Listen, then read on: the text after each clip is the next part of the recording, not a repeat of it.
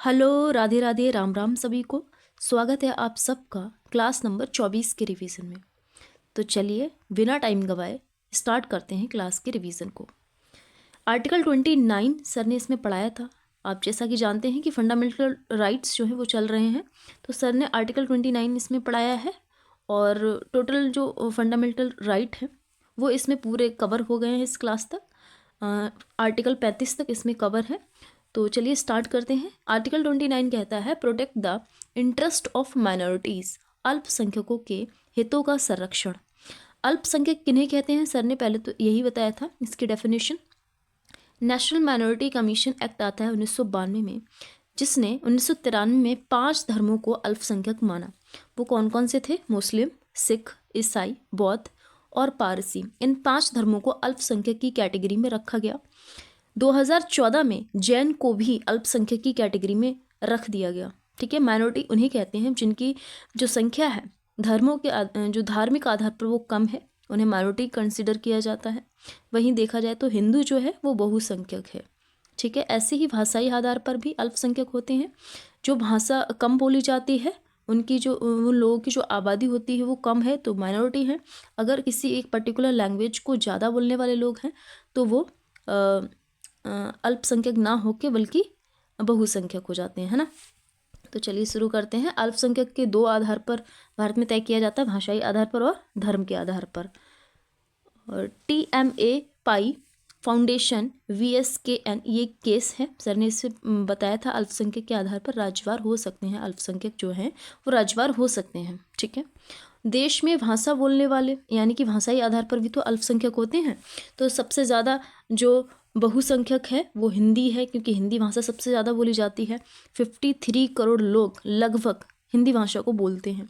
वहीं बंगाली जो है नंबर 2 पे आती है, जिसको 9.7 करोड़ लोग लगभग बंगाली भाषा बोलते हैं। मराठी नंबर 3, तेलुगु नंबर 4 पे आती है और तमिल नंबर 5 पर आती है।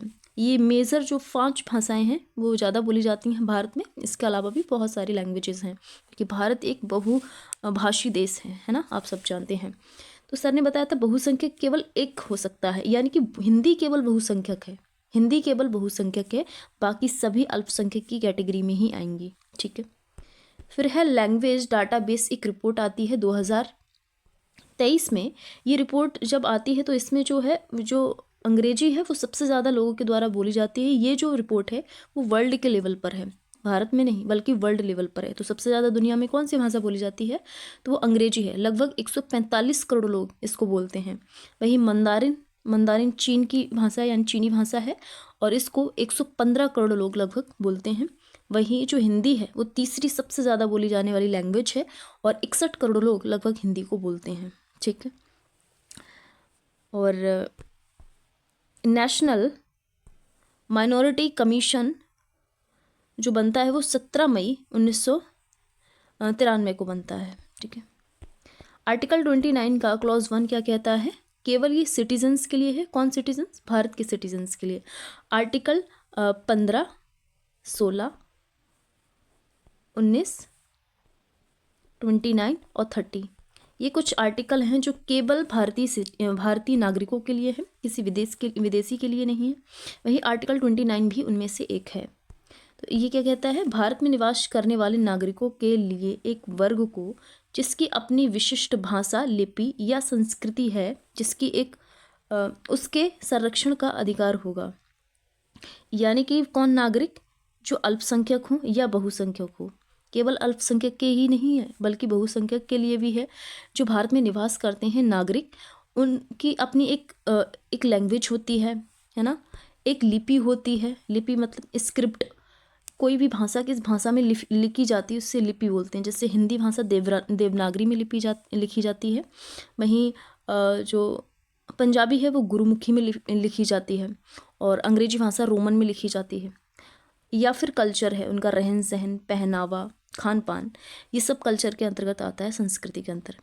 तो उनका संरक्षण का अधिकार उन लोगों को होगा। ठीक है, आर्टिकल 29 का क्लॉज 2 कहता है राज्य द्वारा पोषित शैक्षणिक संस्था में केवल भाषा, मूल वंश, जाति आदि के आधार पर वंचित नहीं किया जाएगा।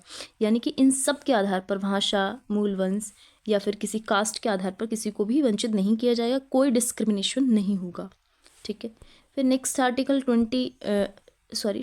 आर्टिकल 30 का 1 कहता है सभी अल्पसंख्यकों को अपनी रुचि की शैक्षिक संस्थाओं की स्थापना और प्रशासन का अधिकार होगा।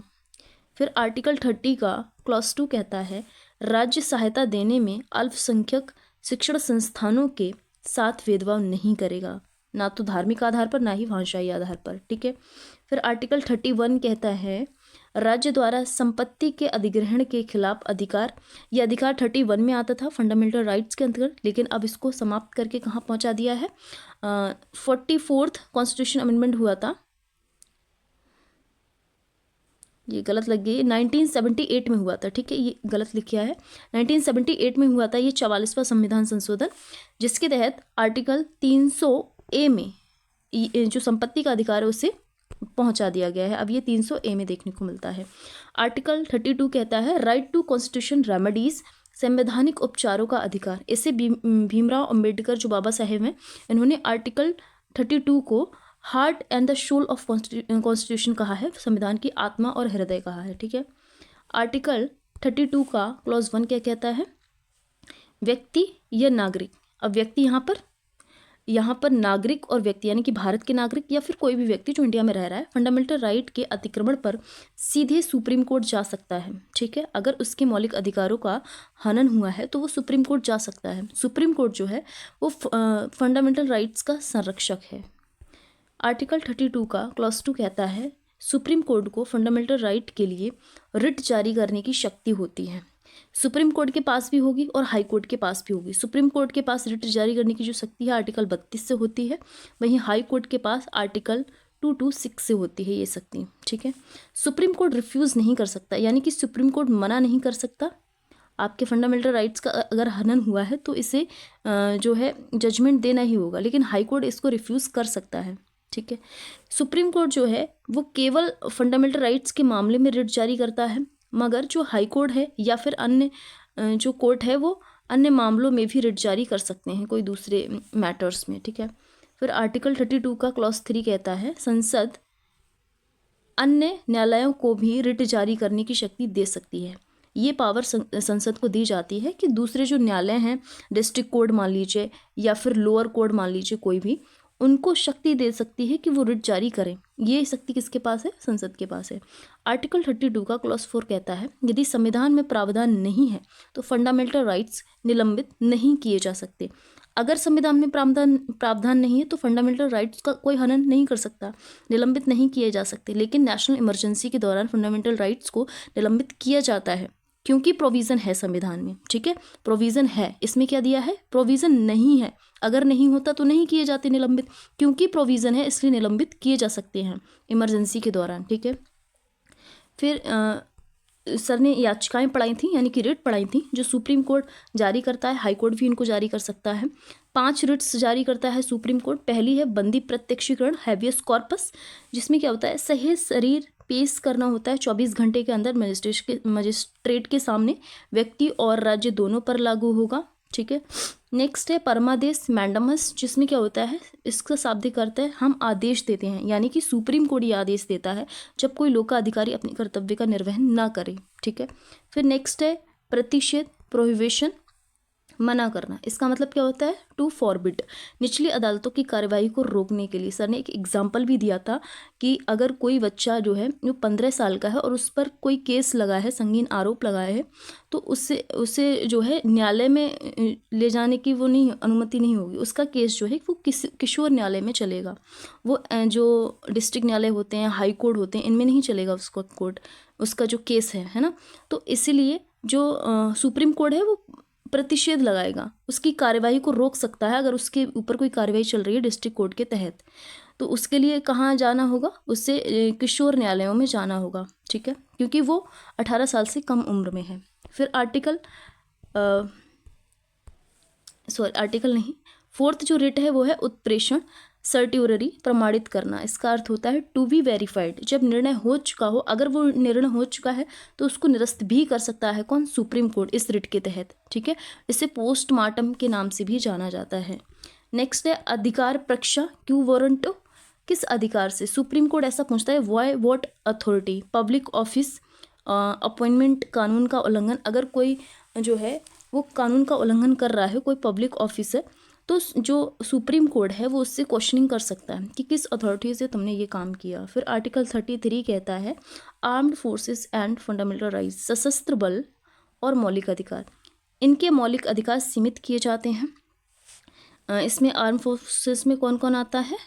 सभी सेना, यानी कि तीनों सेना, हमारी आर्मी, हमारी थल सेना, जल सेना और वायु सेना, तीनों सेना इसमें आएंगी। अर्धसैनिक बल, पैरामिलिट्री फोर्सेस, और जो भी खुफिया एजेंसीज होती हैं, ठीक है, पुलिस होती है, पुलिस। और आर्मी एक्ट आता है 1950 में, पुलिस फोर्सेस एक्ट आता है 1966 में। आर्टिकल 34 कहता है यदि मार्शल लॉ लागू है तो फंडामेंटल राइट्स सीमित किए जा सकते हैं। सर ने बताया था अगर कोई एरिया है, कोई पर्टिकुलर एरिया है, किन्हीं भी रीज़न की वजह से, मान लीजिए वहाँ सिविल वॉर चल रही है, कानून व्यवस्था ख़राब हो चुकी है वहाँ पर, तो जो सैन्य शासन है वहाँ पर लग जाता है, यानी कि वहाँ पर मिलिट्री का रूल होता है।